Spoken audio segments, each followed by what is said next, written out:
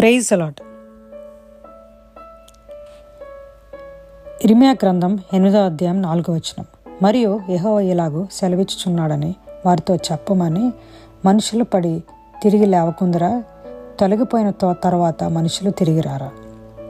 Bible గ్రంథంలో ఇర్మియా ప్రవక్తకి దేవుడు హెచ్చరించమని చెప్తారు. మనుషుల పాపం నుండి తొలగాలి, దేవుని మార్గంలో రావాలి అని. చార్ల్స్ స్పర్జన్ అనే బ్రిటన్ దేశంలో గొప్ప దైవజనుడు ఉండేవాడు.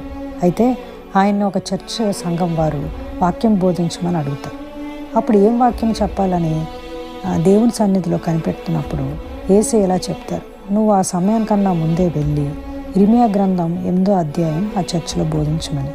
అయితే దేవుని మాట ప్రకారం చార్ల్స్ స్పర్జన్ ఆ చర్చ్ తలుపు తీసి అక్కడ ఎవరూ లేకపోయినా వాక్యం బోధిస్తాడు. ఆ తర్వాత దేవుడు ప్రేరేపిస్తారు, నువ్వు ఇప్పుడు రక్షణ పొందేవారు ముందుకు రమ్మని ఒప్పుదల ప్రార్థన చేయమని. అప్పుడు చార్ల్స్ స్పర్జన్ అంటారు, ప్రభువా ఎవరు లేరు ఇక్కడ కదా అని.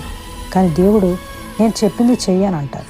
వెంటనే ఆయన అలా ప్రార్థన చేయగా 2 చేతులు పైకెత్తి ఉంటాయి. చార్ల్స్ స్పర్జన్ చాలా భయపడి ఒక్కసారి చూసినప్పుడు 2 వ్యక్తులు ముందుకు వచ్చి కన్నీటి ప్రార్థన చేస్తారు. అప్పుడు వాళ్ళు చెప్పింది ఏంటి అంటే, అయ్యా మేమిద్దరం ఇక్కడ చర్చిలో దొంగతనానికి వచ్చాం. దొంగిలించి వెళ్తుంటే ఎవరో తలుపులు తీసి శబ్దం వినిపించింది.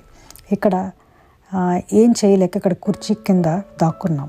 మీరు చెప్పిన వాక్యం విని మాకు మారు మనసు కలిగింది. యేసే మా పాపాలను క్షమిస్తారని ఏడ్చి రక్షణ పొందుకున్నారు. యేసే వైపు తిరిగితే మనం చేసిన తప్పులన్నీ తీసేస్తారు, మనల్ని విమోచిస్తారు. ఎందుకంటే యేసయ్య విమోచకుడు. ఆమెన్.